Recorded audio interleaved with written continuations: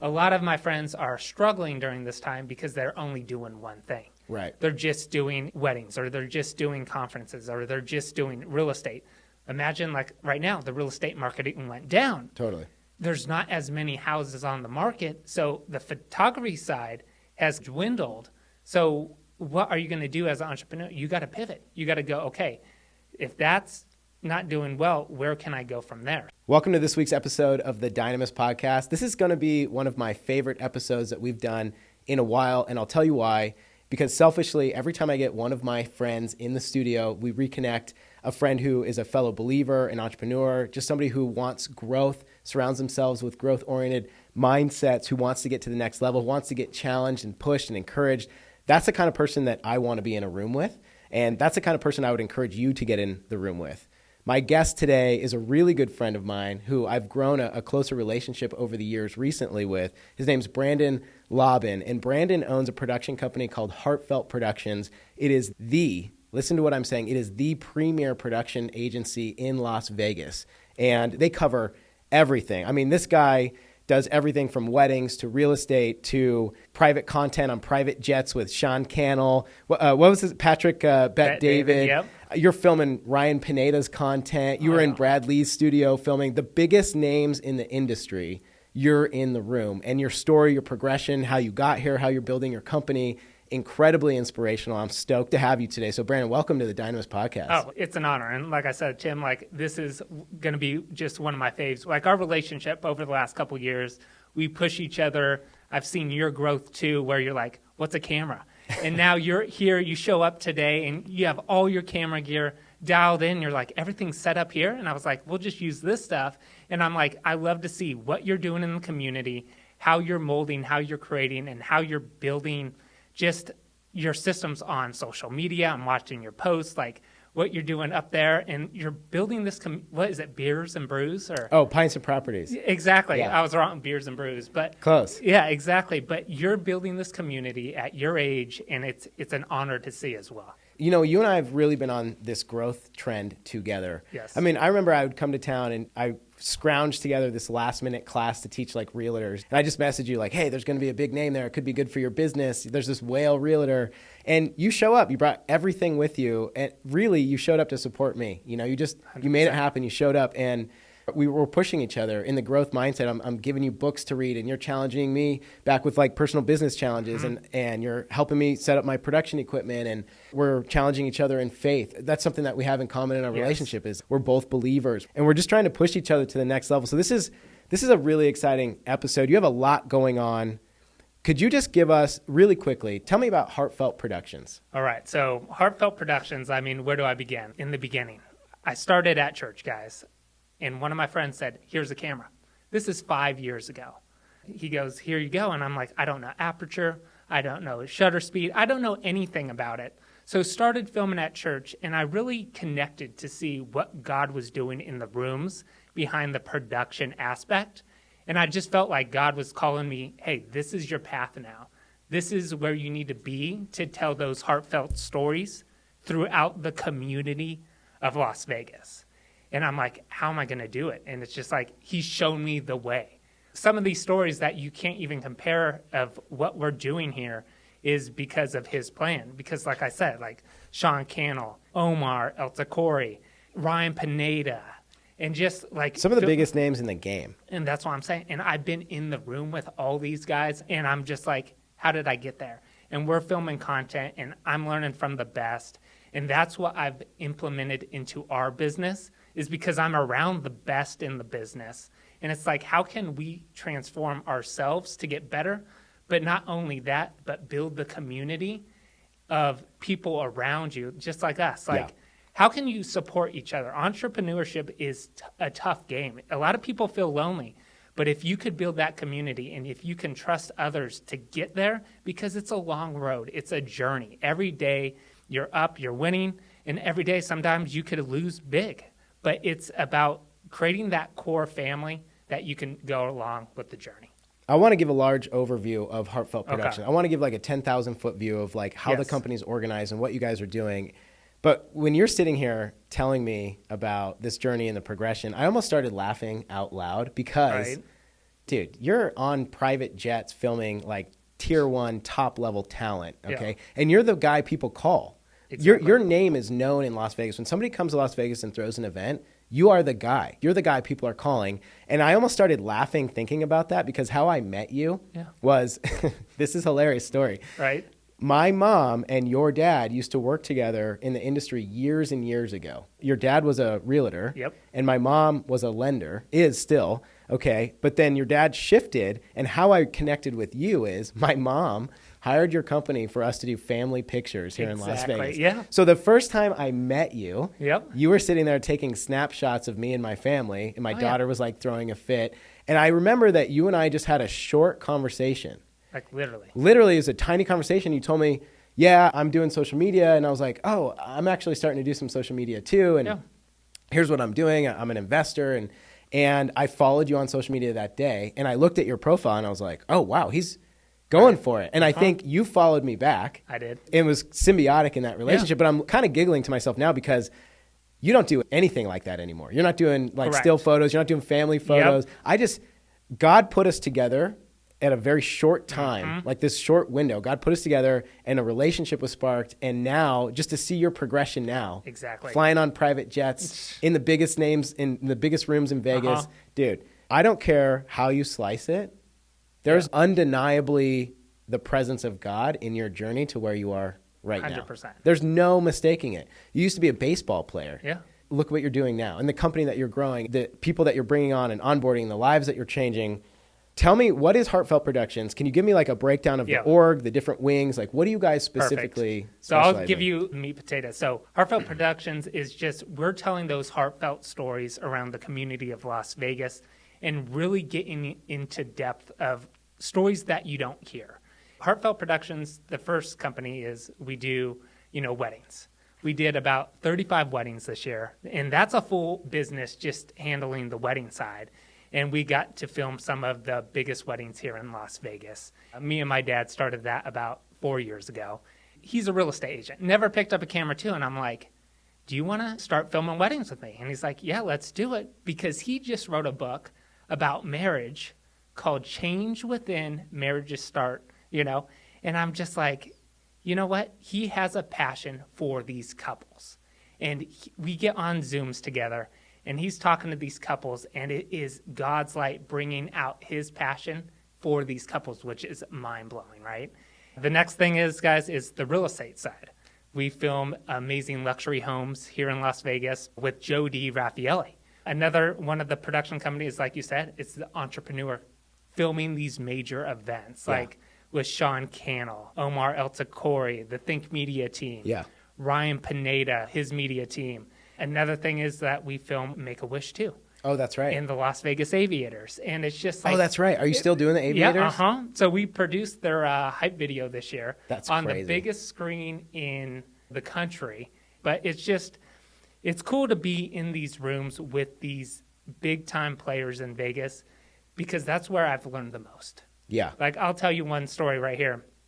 I got to film a $10,000 mastermind group, and it was a $10,000 per ticket. Per ticket. We're there filming.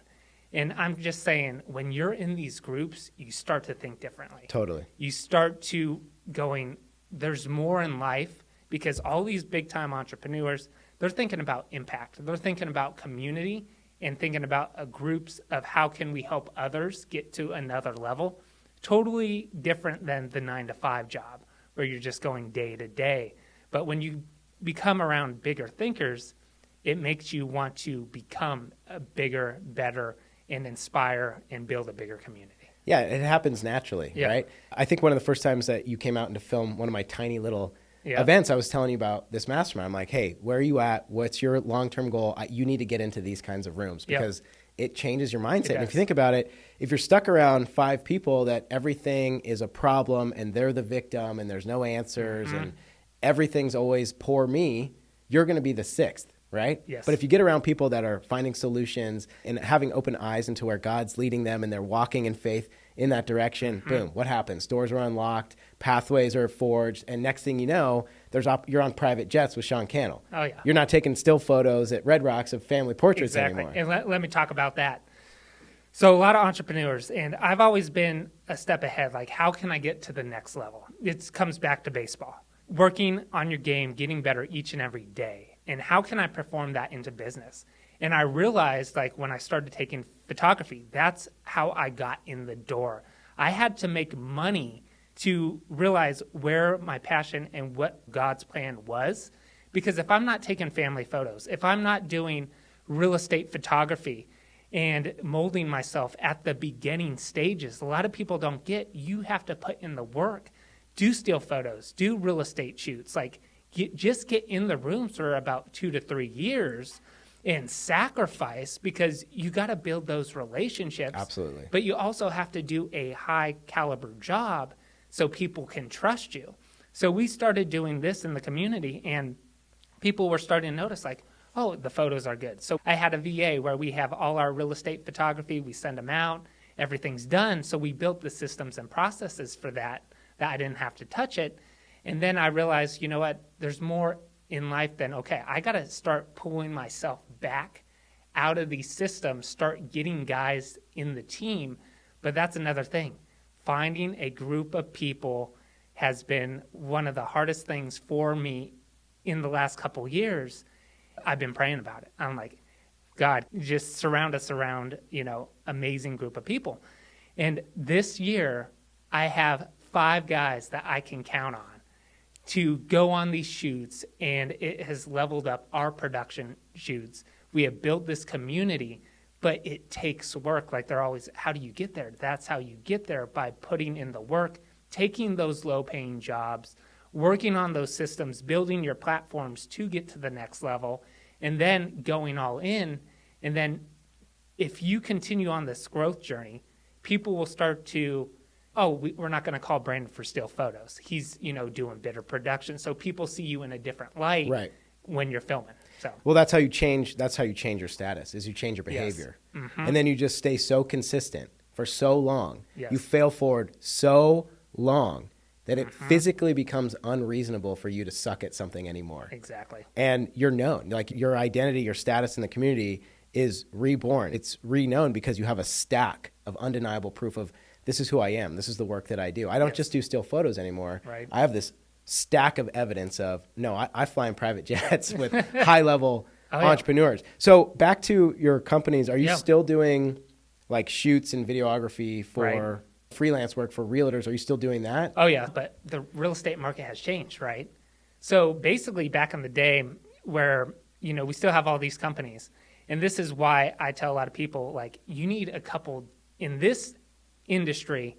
A lot of my friends are struggling during this time because they're only doing one thing. Right. They're just doing weddings, or they're just doing conferences, or they're just doing real estate.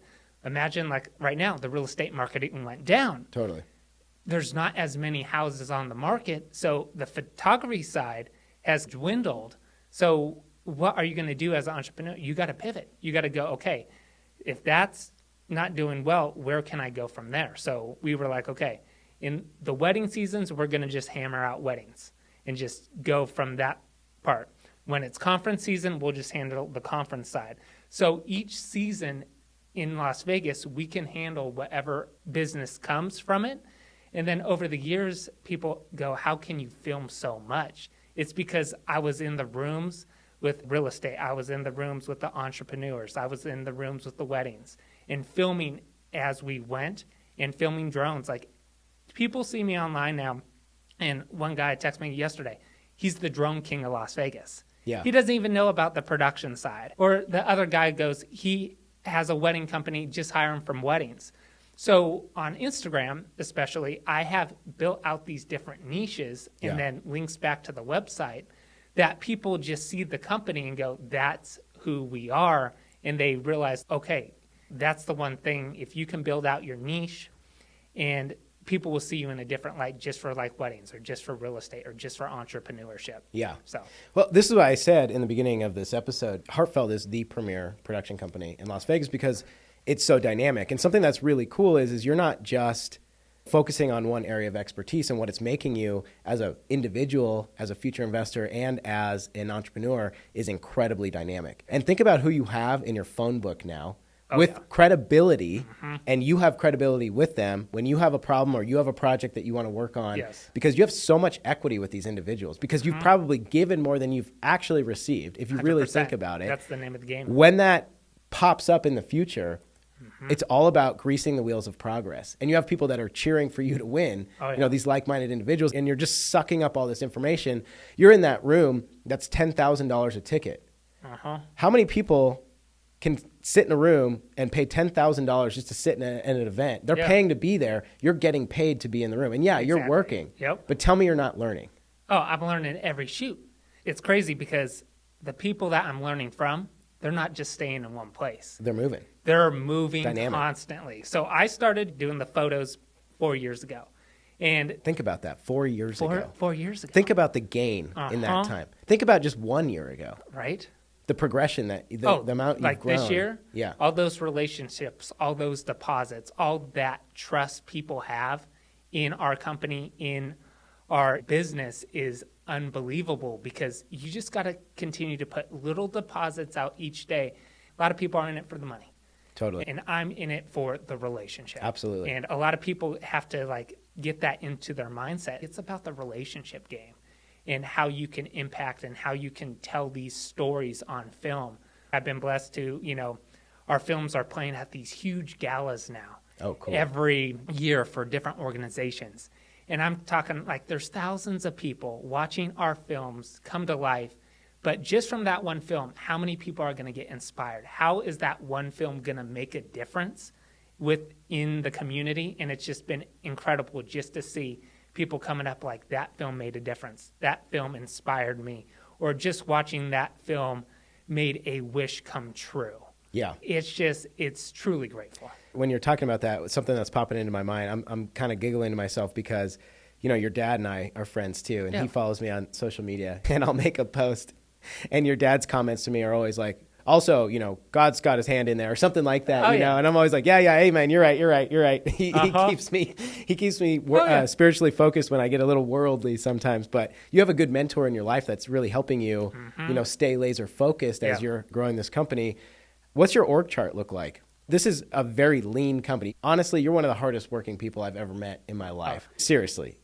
It's a very lean company. Very lean. It's very lean. For the amount of volume that you're doing, what does your org chart look like? It started with me and my dad.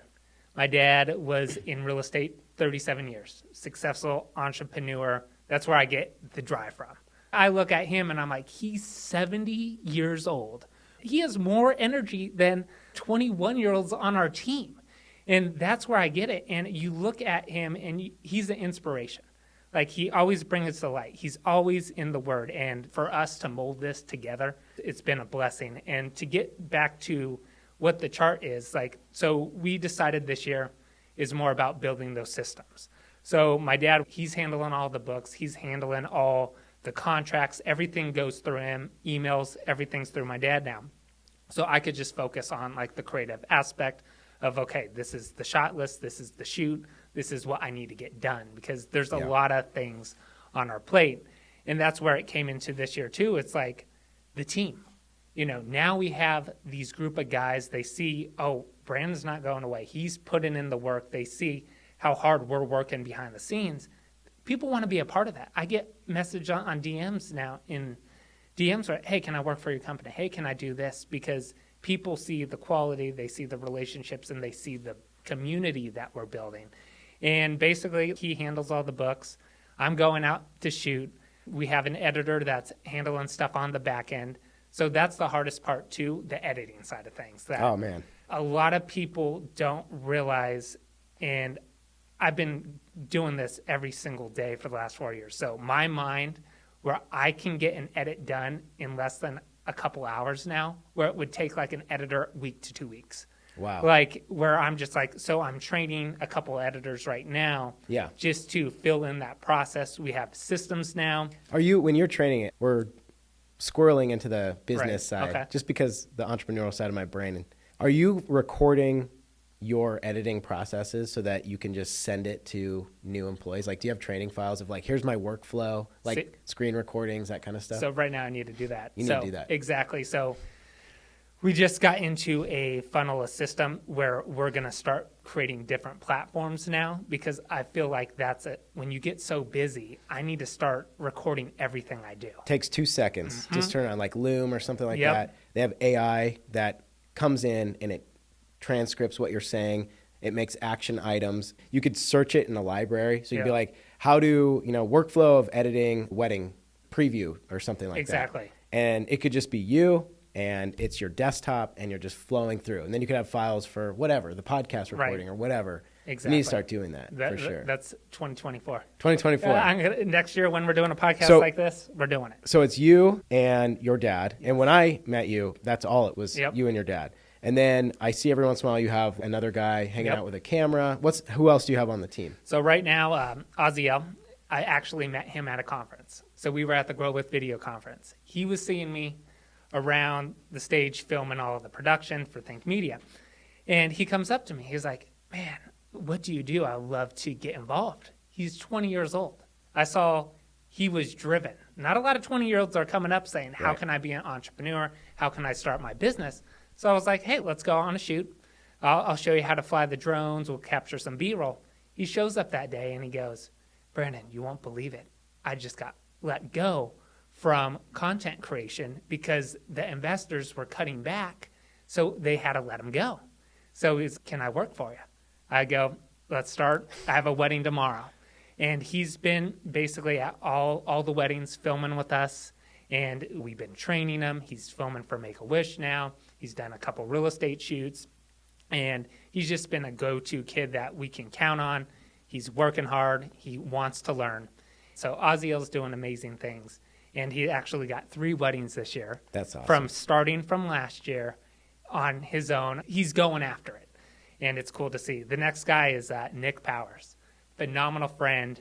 And we started this relationship about 3-4 years ago as well. And he's a big-time powerhouse photographer here in Las Vegas. And he comes up, hey, I want to start learning video. And I was teaching him the last couple years. And just to see what he's doing, and he's our production assistant. He's my go-to guy on these bigger shoots. We're doing full conferences over 1,000 people, and he's on the back end. He's getting everything. He has the walkie-talkies telling everybody where to go. And Nick is just a phenomenal guy. And it's finding these guys that you can build those relationships. The one thing I learned about the freelance industry is it's like the real estate. Everybody wants to do it on their own. Right, but you can't do it on your own. You need a group of guys that can come together and say, hey, if you need help on a shoot, I can help you out. Because there's not a lot of people like that in this industry where it's like, hey, it's just me. But how can you help them out? Right, you know? So you're kind of creating community through, through hey, I'll scratch your back when you need it. Right. So it's you, your dad, and then 2 others? And then Bassie, too, handling all the editing. Okay, so you got 3. Exactly.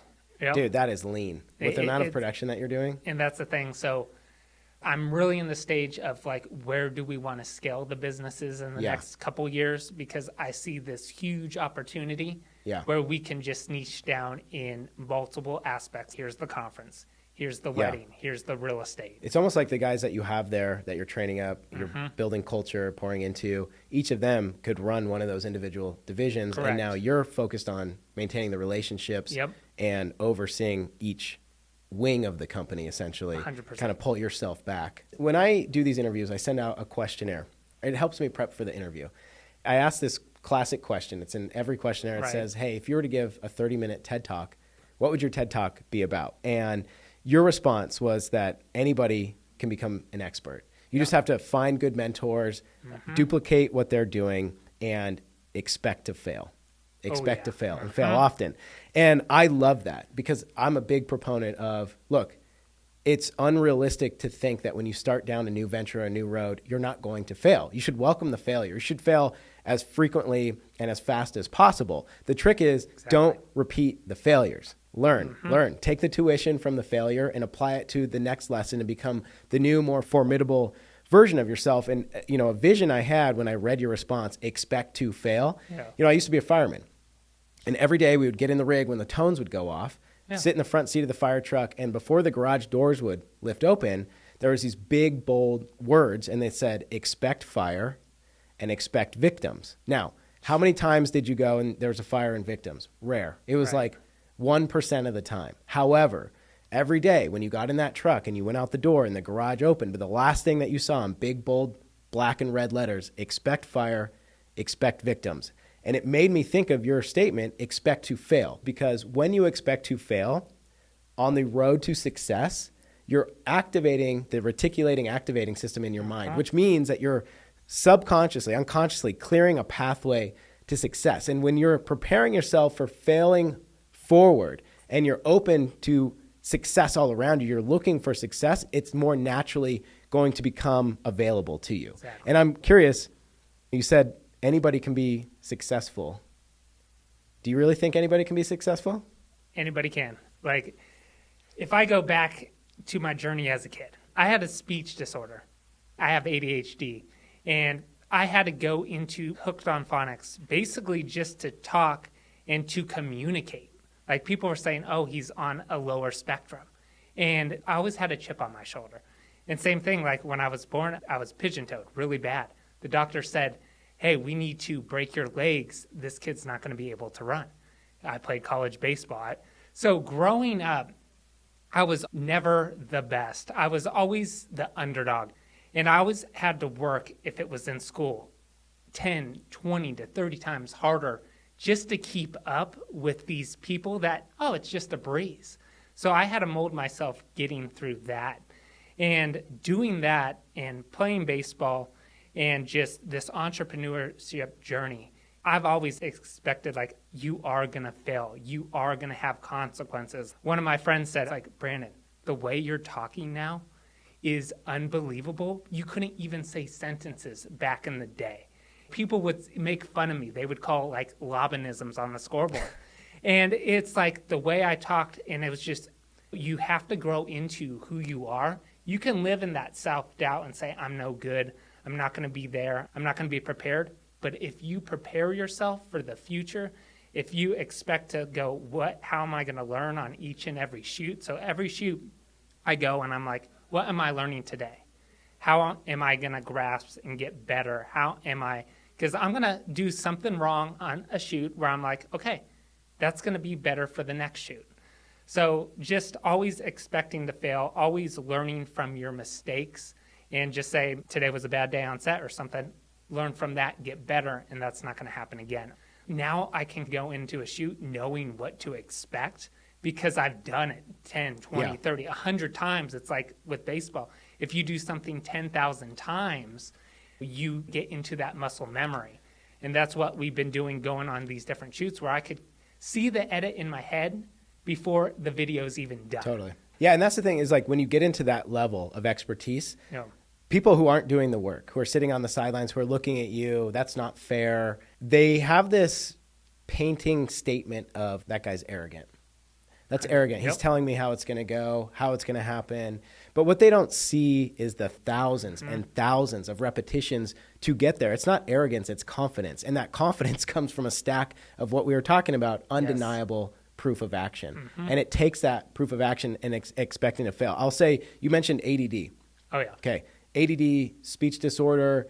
It seems to me that the further I push into these circles, Right.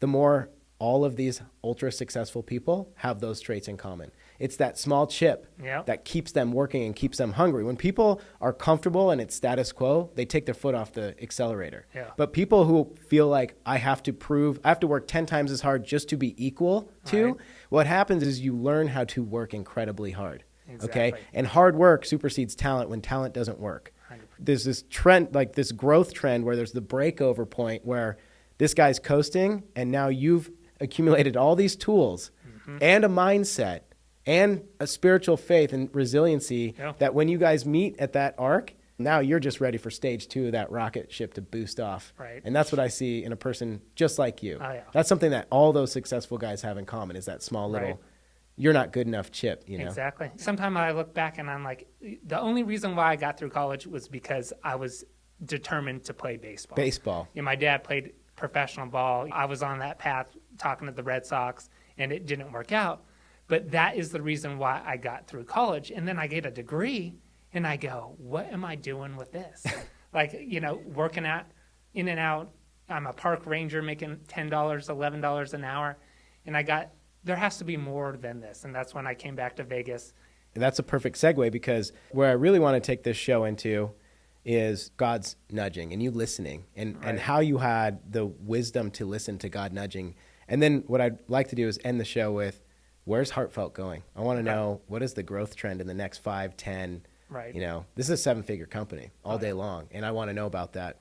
So you devoted the entire, the beginning portion of your life to baseball, which there's a lot of lessons from baseball to entrepreneurship. Right. Baseball is constant failure. Just look at the statistics of baseball. That's all you do is fail. If if you hit 300, you're failing 7 out of 10 times. 7 out of 10. Mm-hmm. And people are stoked for a 300 average, Yep. So you're training yourself this is the path to progress. Just fail forward, improve, fail forward. So your entire childhood is devoted to baseball. You've got this vision. Dad played pro ball. Mm-hmm. When you devote a significant chunk of your life, it becomes smaller and smaller the more years you stack on. But initially, that's a lot of sacrifice, and it's a lot of time. And when kids are out goofing off and jumping their bike, you're training, you're throwing, you're drilling, you're going to camps. And to reach the end of that road, and you've got your idea of what you want to do, you're leading yourself. This is my path. This is where I'm supposed to go. And all of a sudden, it's taken away from you. Yep. How did you have the wisdom in that moment to really submit and open yourself up to where God was leading you? Because it's so evident. God delivered you exactly to where you should be right now. And it's still evolving. Yeah. Next year, if we recorded another episode, you're going to be talking about completely different things. True. But how did the human side of you let go and open yourself up to God's gentle nudging of, hey, man, it's not professional baseball. Here's a camera. And by the way, your local church needs help with some production. Right. I think, honestly, looking back at it after college, when it's the last day of the season and you go, I'm done. You look at the cleats, you look at the bag, and you go, my whole life was dedicated to this. And now I'm just going to put it in my garage, never pick up a baseball bat, never pick up a glove, never throw a ball. And I think what God did in my journey was basically I had to go through the trial and tribulations to working that 9-to-5 job, being very unhappy in my life, going to a place that I just show up from 8 a.m. to 5 o'clock, and I'm just this is just not it. And it was 2-3 years where I'm just grinding, and I'm there has to be more to this. And I was just working those jobs, and then I was you know what? I was living in San Diego, and the prices out there, you can't make a living, working 2 jobs, even with a degree. And I moved back to Vegas. And I was nudged by God back in the day in San Diego where I was just filming on a phone.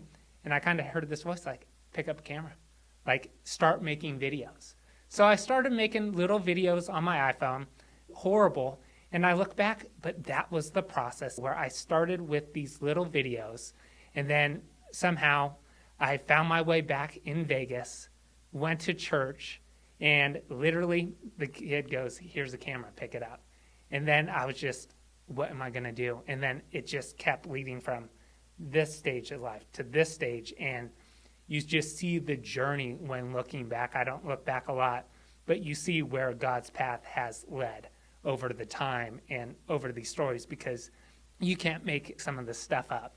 It seems the people that end up with the most fruitful lives are the ones that submit to the doors that God opens. And when you picked up that first camera at church, you could have never predicted you were going to be filming on a private jet. You could have never predicted that. You thought, no, my identity is I'm a baseball player. Yep. Honestly, the human side of you probably even thought picking up this camera at my local church is somewhat beneath where I should be.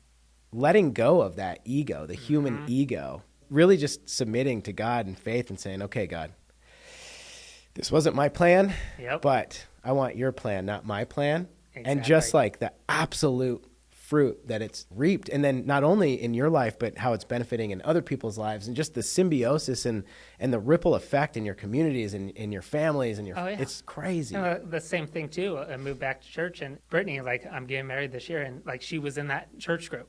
And literally I went up to her and I go, here's my gimbal.